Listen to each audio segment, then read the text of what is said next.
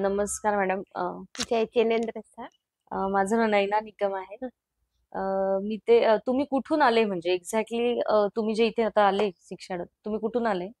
मी रायचूर कर्नाटक मधनं आले. कर्नाटका? हा.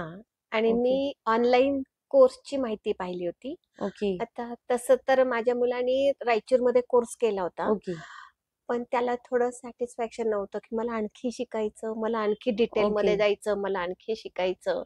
म्हणून मी खूप ठिकाणी कोर्सेस पाहिले, म्हणजे हा. पुण्याला पाहिले, बँगलोरला पाहिले, हैदराबादला पण पाहिले. ओके. पण मला नाशिक थोडं चांगलं वाटलं. ओके.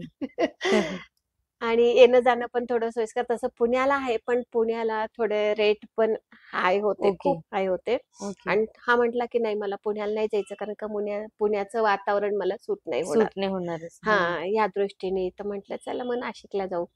तर नाशिकला म्हणजे आमचे रिलेटिव्ह आहे, त्यांना मी विचारलं. हा. तर म्हणे ये, म्हणे खूप छान आहे म्हणे. हा. आणि काही झालं तरी मॅडम, म्हणजे काही प्रॉब्लेम आला तर तिथं मॅडम आपल्याला सपोर्ट करतील म्हणे. बरोबर. तुला प्रत्येक वेळेस इतक्या लांबून यायची गरज नाही भासणार म्हणे. हो. आणि कोर्स शिकल्यानंतर त्याला पुन्हा रिप्लेसमेंट पण मिळेल म्हणे.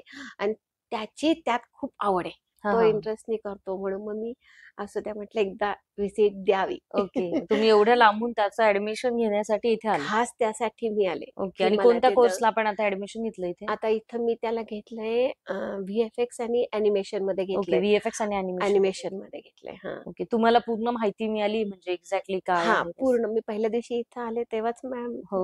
तुमच्याकडनं मला पूर्ण माहिती मिळाली मिळाली. होती ऍक्च्युअली. ओके. हा, म्हणजे तुमचं सॅटिस्फॅक्शन आहे ना की तो सॅटिस्फॅक्शन करेल? झालं. हा हा ओके. आणि 100% हा आपल्याकडनं त्यांना हा. जॉब प्लेसमेंट आणि आहे. त्याला ज्यात इंटरेस्ट आहे ना, त्यात पुरेपूर त्याला सपोर्ट करतात हो. हे माहित होतं. म्हटलं नाही, म्हटलं याला इथंच करत. ओके. मग मी फायनल केलं इथं की मला करायचंय म्हणून. ओके. आणि मग बाकीच्या सगळ्या मतलब हॉस्टेल, पीजी वगैरे या सगळी इन्फॉर्मेशन पण तुमच्याकडनं मिळाली ना, तर म्हटलं नाही, मग आपल्याला इथे ऍडमिशन घ्यायला काही हरकत नाही, कारण का नाही काहीच हॉस्टेल नाही. पण जवळ आहे, हो. तर मला जाणं येणं पण इझी होऊन जाईल. बरोबर. काहीच हरकत नाही. तुम्ही एवढ्या लांबून आले आणि तो नक्की करेल. आणि थँक्यू सो मच मॅम. म्हणजे तुम्ही एवढ्या लांबून आल्या आणि रायचूर ते नाशिक हा प्रवास करून तुम्ही इथे ऍडमिशन घेताय. म्हणजे हे पण आमच्यासाठी पण खूप चांगली गोष्ट आहे. त्यात म्हणजे तुम्ही कॉन्फिडन्स दाखवलं की याला मी पूर्ण सेटअप करू हो. म्हणून. नाही ते आहे ते म्हणजे महत्वाचं होतं की त्याला लाईफ डायरेक्शन चांगली मिळावी म्हणून. आता त्यांचं हा बॅकग्राऊंड आहे, पण काही मुलं आहे की जे बॅकग्राऊंड मधले पण नाही, तरी पण ते करू शकता. म्हणजे असं काही नाही ह्या इंडस्ट्रीत येण्यासाठी की इतके मार्क्स पाहिजे किंवा ह्या बॅकग्राऊंडचा मुलगा पाहिजे, 10वी झालेला पाहिजे, 12वी असं काहीच नाही. हे खूप महत्वाचं होतं ऍक्च्युली. त्याचं हेल्थमुळे शिक्षण नाही हो. झालं ना, आणि त्याला 10वी नंतर कोर्स त्यांनी खूप पाहिले, हा. पण सगळीकडे ग्रॅज्युएशन पाहिजे, ग्रॅज्युएशन हा. पाहिजे, ग्रॅज्युएशन पाहिजे.